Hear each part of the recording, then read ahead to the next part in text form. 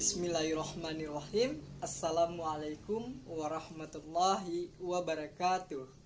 Hai teman-teman, kami dari kelompok 5 yang beranggota 6 orang, yaitu Yuri Leo Saputra, Selvi Oktari, Reza, Dika, Fadilah, dan Reza Aulia.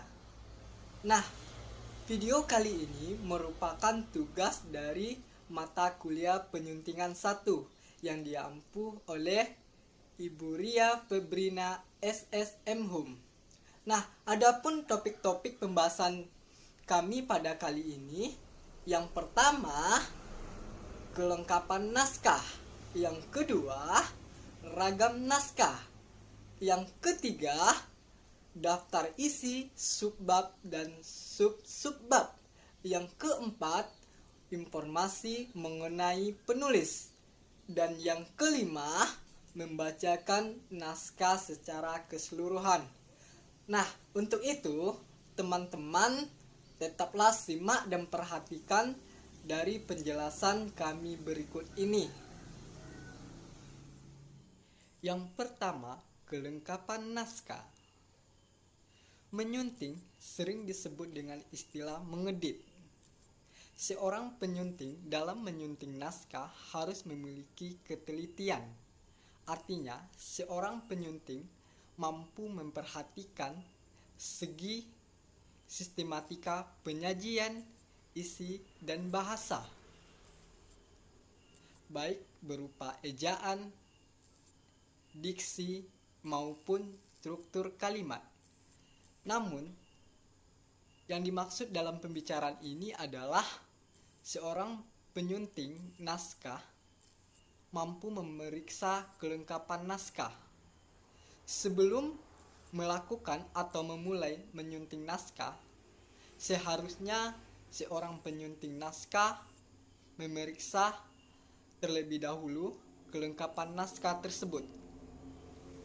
Hal ini dilakukan untuk mengetahui apakah semua unsur naskah sudah lengkap atau belum. Kelengkapan yang dimaksud di sini adalah yang pertama, halaman judul naskah, kedua, halaman Prancis, ketiga, halaman judul utama, keempat, halaman hak cipta, kelima, halaman persembahan, keenam, daftar isi, ketujuh, daftar tabel, kedelapan, daftar singkatan, 9, daftar lambang, 10, daftar ilustrasi atau gambar, 11, prakata, 12, kata pengantar, 13, kata pendahuluan, 14, bab-bab, 15, daftar kata asing, 16, daftar istilah, 17, daftar pustaka, 18, lampiran, 19, indeks, dan 20, biografi singkat atau biodata. Saya Selvi Oktari Pujiama. Pada video kali ini saya akan menjelaskan materi selanjutnya, yaitu mengenai ragam bahasa. Dalam dunia penyuntingan, seorang penyunting dekat dengan naskah, karena seorang penyunting bertugas untuk menyunting sebuah naskah. Dalam buku NST, ragam bahasa itu dibagi menjadi 6. Yang pertama ada fiksi dan non-fiksi. Yang kedua adalah populer dan ilmiah. Yang ketiga ada anak-anak dan dewasa. Yang keempat ada sekolah dan non-sekolah. Yang kelima ada jenjang pendidikan. Dan yang terakhir ada bidang keilmuan. Nah baik, yang pertama saya akan masuk ke dalam fiksi dan non-fiksi. Sebagaimana yang kita ketahui bahwa fiksi dan non-fiksi adalah sebuah karangan yang memiliki latar belakang yang berbeda. Fiksi adalah sebuah karangan yang berisikan imajinasi dari seorang pengarang. Sedangkan non-fiksi adalah sebuah karangan yang berisikan fakta, realita, dan kejadian-kejadian yang terdapat di dalam masyarakat.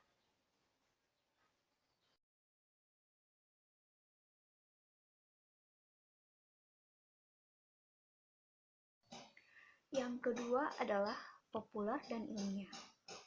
Naskah populer dibaca oleh kalangan luas atau umum, sedangkan naskah ilmiah dibaca oleh kalangan tertentu atau kalangan khusus.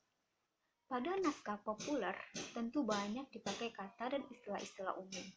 Sebaliknya, pada naskah ilmiah banyak digunakan kata-kata yang khusus spesifik, yang hanya dimengerti oleh kalangan tertentu saja.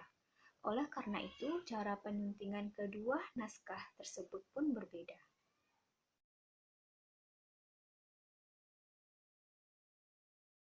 Yang ketiga adalah anak-anak dan dewasa. Naskah pada anak-anak tentunya berbeda dengan naskah dewasa. Salah satu perbedaannya yaitu dalam bidang bahasa. Bahasa yang digunakan pada naskah anak-anak berbeda dengan bahasa yang digunakan pada naskah dewasa. Oleh karena itu, penyuntingan pada ragam bahasa naskah anak-anak dengan naskah orang dewasa itu pun berbeda. Yang keempat adalah sekolah dan non-sekolah atau umum. Naskah sekolah tentunya berbeda dengan naskah non-sekolah atau umum. Sebagaimana naskah sekolah banyak mempertimbangkan unsur-unsur edukatifnya, berbeda dengan naskah umum. Oleh karena itu, penyuntingan pada ragam naskah sekolah dan ragam naskah non-sekolah itu mempunyai perbedaan. Yang kelima adalah jenjang pendidikan. Naskah sekolah atau pendidikan juga mempunyai tingkatan-tingkatan atau jenjang pendidikan. Nah, mulai dari TK, dari SD, SMP, SMA, dan perguruan tinggi. Penggunaan bahasa yang digunakan pada tingkatan TK sampai ke perguruan tinggi juga mempunyai perbedaan. Salah satu perbedaannya bisa penambahan kosakata atau kompleksitas kata atau kalimat. Yang terakhir adalah bidang keilmuan. Naskah dapat dibedakan berdasarkan bidang keilmuan yang ada.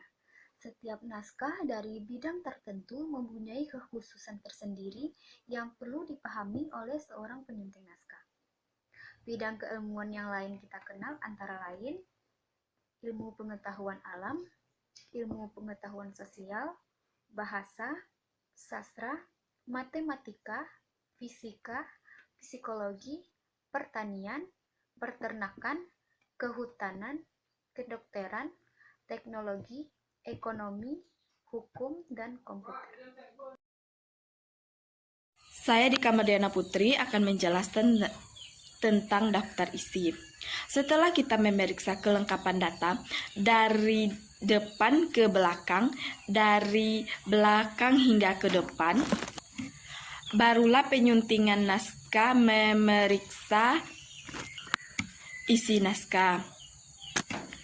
Dalam hal ini, ada sejumlah pertanyaan yang harus dijawab. Yang pertama, apakah daftar isi sesuai dengan naskah? Yang kedua, bagaimana sistematika atau susunan naskah? Yang ketiga, apakah penulis menggunakan kata bab atau tidak? Yang keempat, apakah sistematika pada daftar isi sesuai dengan sistematika pada naskah? Selanjutnya ada sub dan sub-bab. Seorang penyunting naskah perlu memeriksa apakah dalam bab-bab naskah digunakan sub-bab dan sub-bab. Penyuntingan naskah pun harus memeriksa apakah sub-bab dan sub-bab dari bab yang satu sama dengan yang ada pada bab-bab yang lain. Selain itu, penyuntingan naskah perlu memeriksa apakah pemeran subbab dan sub-subbab sudah seragam atau belum.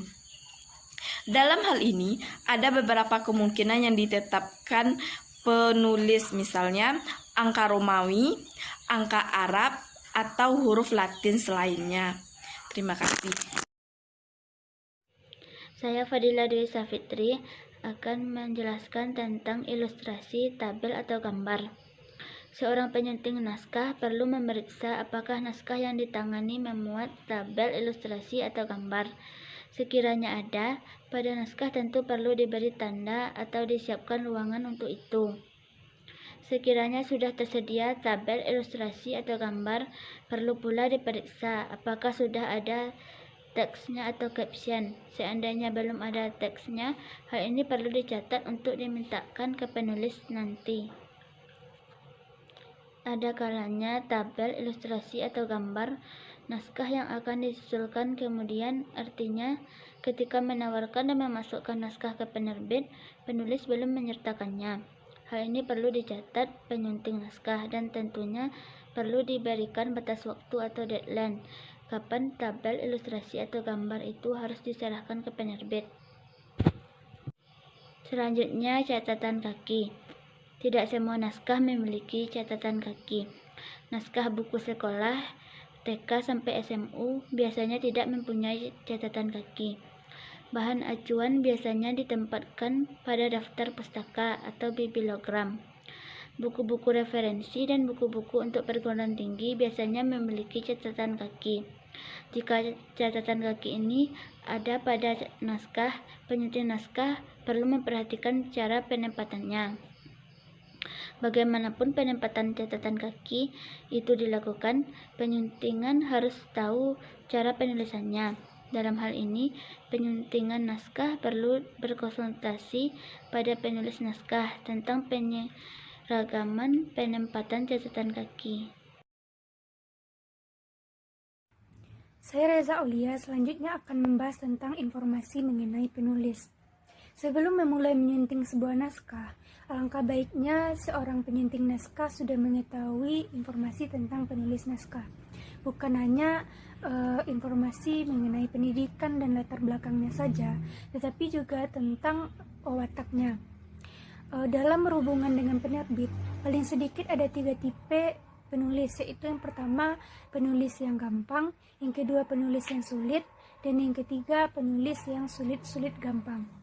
Yang pertama, penulis yang gampang. Penulis tipe ini merupakan penulis yang tidak rewel. Ia akan menyerahkan sepenuhnya cara penyuntingan kepada penerbit. Ia percaya akan kebijakan penerbit. Bagi penulis ini yang terpenting ialah bagaimana baiknya saja. Yang kedua, penulis yang sulit. Penulis tipe ini merupakan kebalikan dari tipe pertama tadi. Pendek kata, penulis ini mau menang sendiri dan penerbit harus mengikuti semua kemauannya. Menangani naskah penulis tipe ini, tentu penyunting naskah harus ekstra hati-hati. Agar tidak terjadi hal-hal yang tidak diinginkan, sebaiknya penyunting naskah mengikuti semua kemauan penulis tipe ini. Tentu dengan catatan, lain kali penerbit harus berpikir 2 kali untuk menyetujui naskah penulis yang sama. Yang ketiga adalah penulis yang sulit-sulit gampang. Penulis tipe ini berada di antara tipe pertama dan tipe yang kedua. Menangani penulis tipe ini juga harus diperlukan kehati-hatian. Jangan sampai penyunting naskah mengubah kata atau kalimat tertentu tanpa berkonsultasi terlebih dahulu dengan penulis. Termasuk pada tipe manapun seorang penulis naskah, sebaiknya seorang penyunting naskah harus memelihara hubungan baik dengan penulis. Dalam menangani naskah, penyunting naskah haruslah berkonsultasi terus-menerus dengan penulis. Konsultasi itu dapat dilakukan dengan surat, bertemu langsung, maupun melalui telepon.